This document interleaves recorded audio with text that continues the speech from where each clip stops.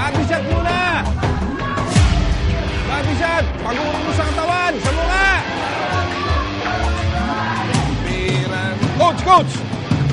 Bibilis ng mga trainee natin, oh. Tingin ko, Coach, may sisikat dito, eh. Ha? Alin? Yung mga patsarakoy na yan?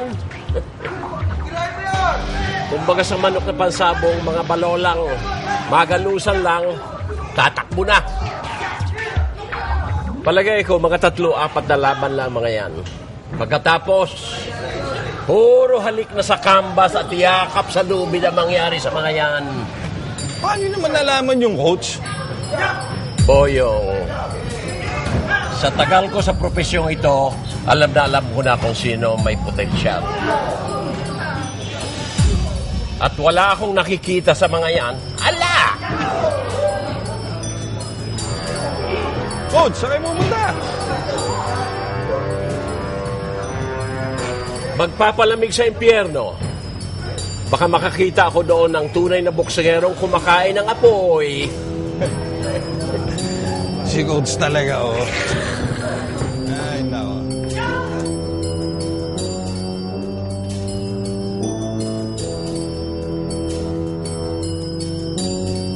Boss, nasa internet laban ni Totoy?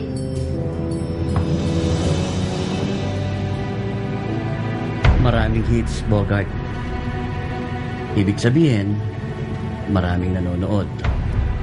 Kaya, malamang sumikat ang dati mong amo.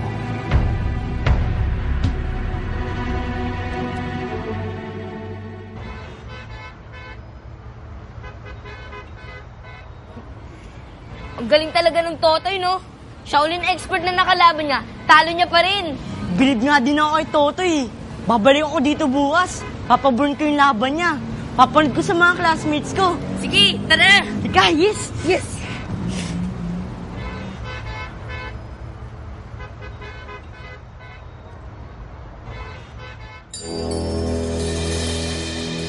Mga kasama, gusto niyo bang manatili na lamang tayong mga bangkang papel dito sa pier? Nasunod-sunuran sa agos ng mabaho at malansang tubig ng dagat? Tama na. Kailangan magkaisa na tayo at labanan yung agos ng lintang si Manuel. Karomi, naniniwala po kaming lahat sa inyo. Pero sasama lamang po kami kung kasama si Totoy.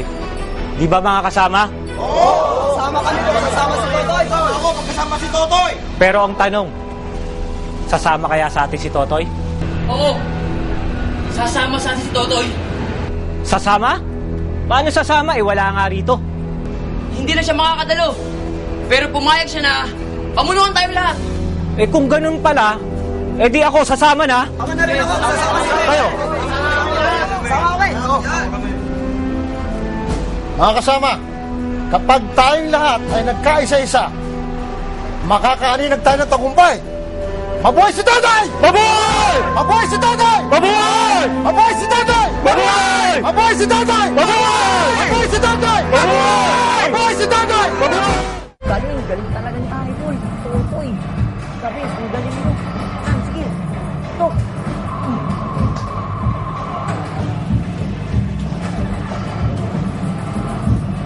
Sir, ano po yun? Ikaw ba dito? Opo. Gagamit ako ng internet. Dito po. Ay, set mo nga doon sa gaya ng tinitingnan ng bata. Sige po.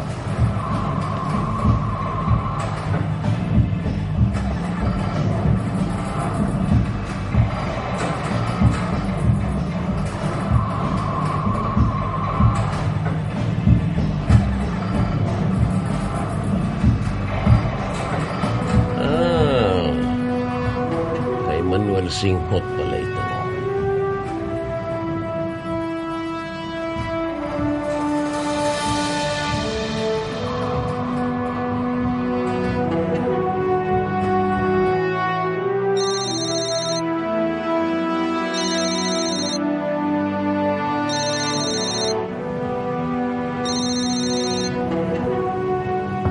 Hello? Manuel! Kumusta ang Panginoon ng Pierre? Gakweba na ba ang butas ng ilong mo? Kasi ikaw lang ang alam kong nananabako sa ilong. Mang Fredo, ang akala ko'y pumanaw na kayo. Nabubuhay pa pala ang pinakamagaling na coach ng mga boksingero. Ayaw ba akong kunin ni San Pedro? Alam kasi niya, manggugulo lang ako sa langit. Baka raw mabulabog ang mga anghel. Mahubara ng mga bikini. Nakakatawa ka pa rin, Mang Fredo. Pero alam kong hindi ka tumawag para magpatawa.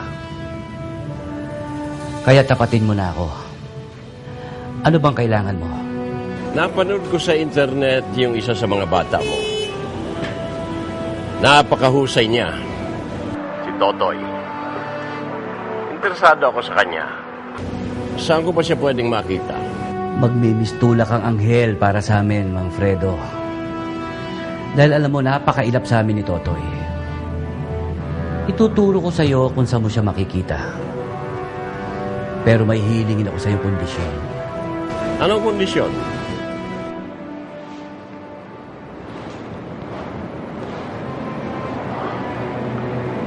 Mr. Magtanggol.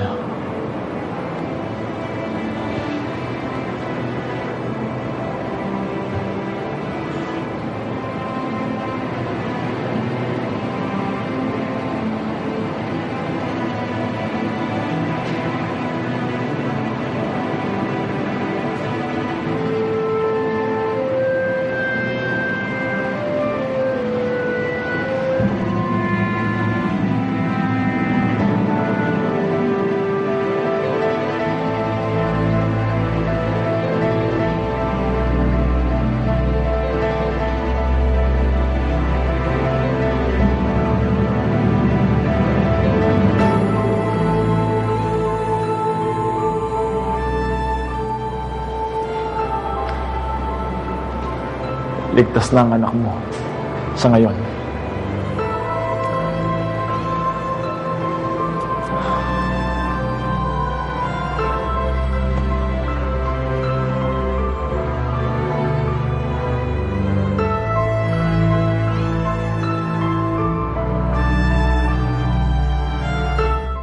Meron kaming batang pasyente sa sister hospital namin na naghihingalo na. He is of the same blood type ng kay Cecilia. Match sa hinahanap natin puso. Pero, humihingi ng bayad yung ina ng bata. 200,000 pesos. Kung sino raw unang makapagbigay, sa kanya yung puso. 200,000 pesos ho. Liban pa ho yun sa 2 milyon sa operasyon. Pera pa yun. Ngayon, kung mabayaran ka agad natin yung ina, once na mamatay yung bata, pwede ko nang i-transfer kay Cecilia yung puso. May parating ho kaming pera mula sa PCSO. Kaya lang, sa Lunes pa ho makukuha yung cheque. Paano kung may maunang magbayad sa ina ng bata? Hindi natin kaya i-hold yun. Cecilia needs a transplant right away. Wala siyang panahon para maghintay.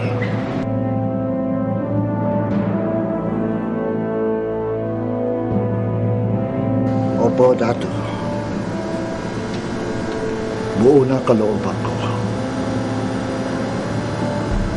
Ibebenta ko na ang saka namin.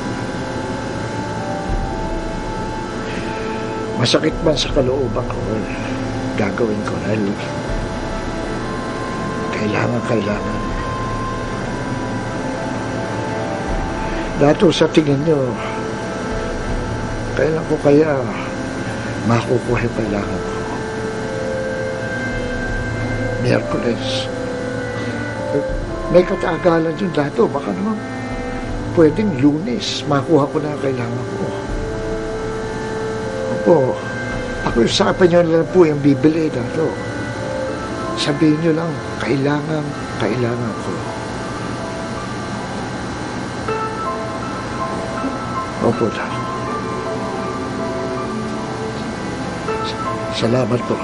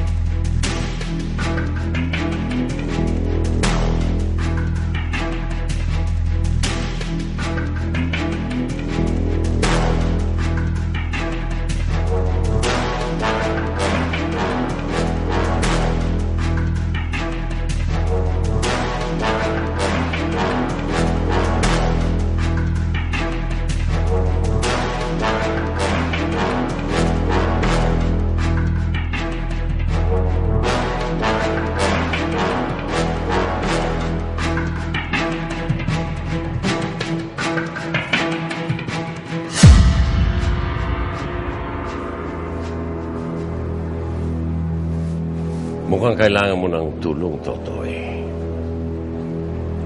Alam kong malubhang anak mo. Kaya nakakita ko sa itsura mo ang pagkadespera ng isang ama.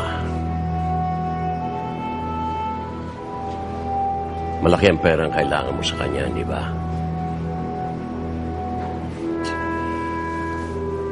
Alam mo, Totoy, kung wala nakapagsabi sa akin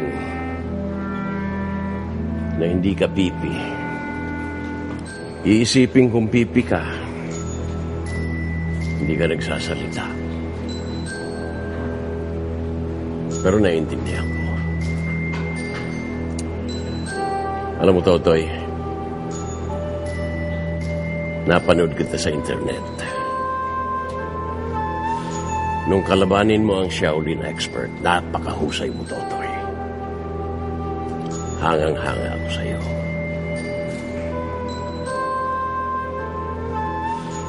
Kaya kung kailangan mo ng pera, sumama ka sa akin.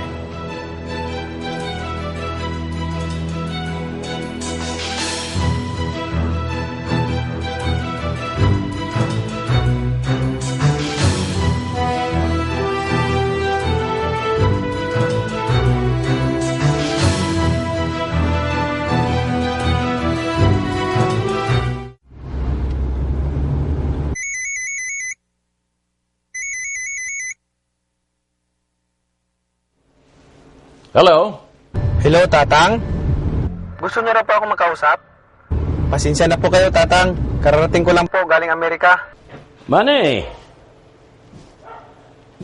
baka ako gusto mo akong pasyalan para makita mo naman itong bagong gym. Sige po, Tatang. Parating na po ako. Hintayin kita.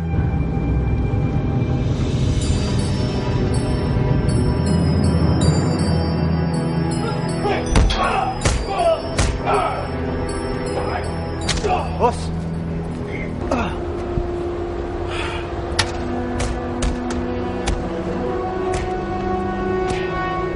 Ano daw, boss?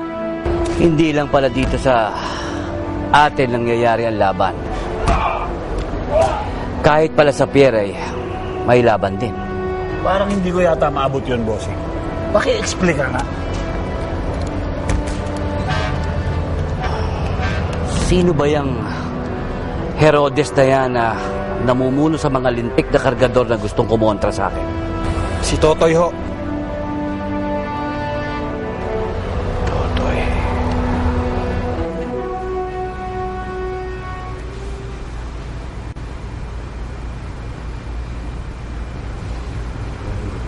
Tang? Tatang? Nandito na po ako.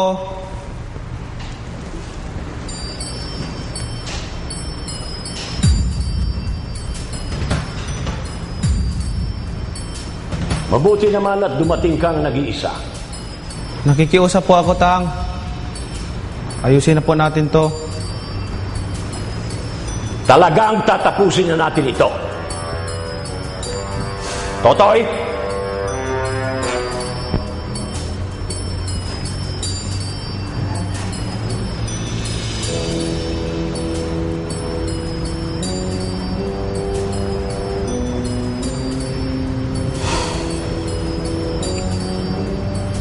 Maayong gabi, Bay. Mayong gabi, Isad. Manny Pacman Pacquiao, ang pinakamagaling na boksingero. Pinanganak sa balat ng boxing. Pinakamatibay, pinakamatapang, pinanganak kakambal ng ring. Ikaw ang hari ng ring, Manny. Ngayon, ipinakilala ko naman sa iyo si Totoy, kakambal ng kalye. ang hari ng kalsada.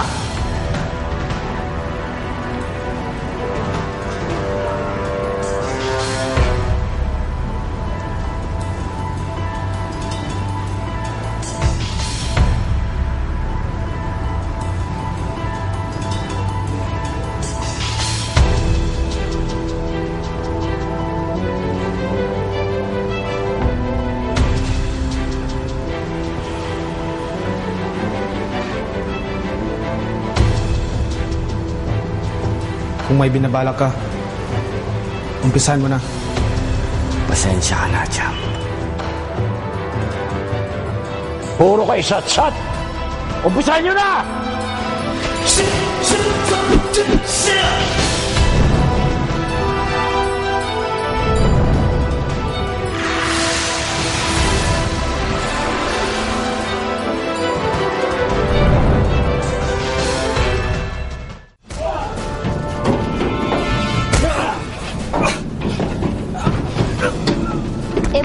Imposible namang si Toto yung mamuno dun sa kumakalaban sa inyo.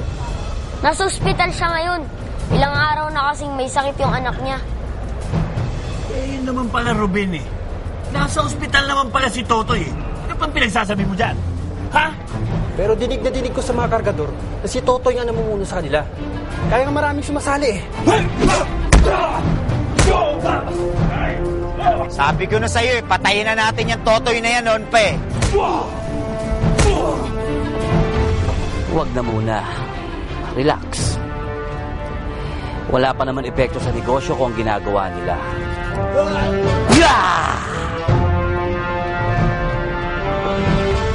Bogart, ang premyo. Oh.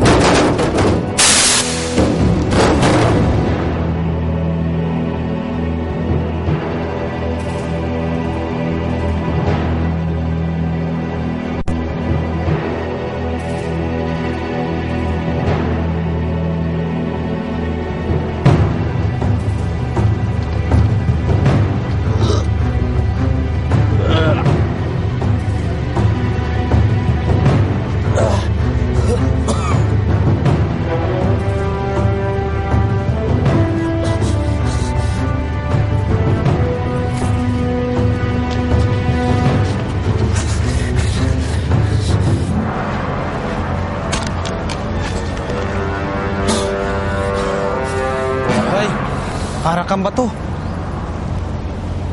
Wala hinungdan para magpatayan tayong dalawa. Kailangan kong gawin to, Bay.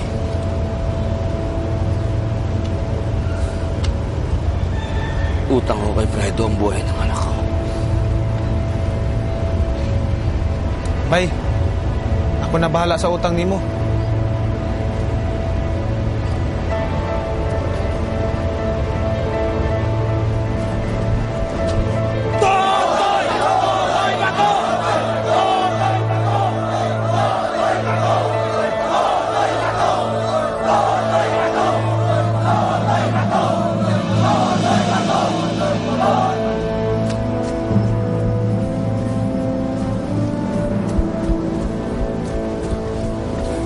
Tang.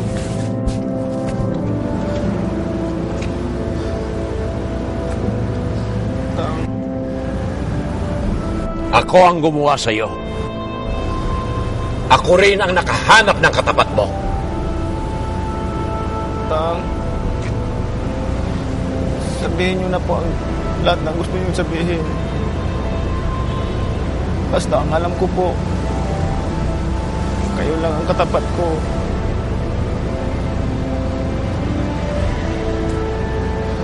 Tang, napatawad niyo na po ba ako?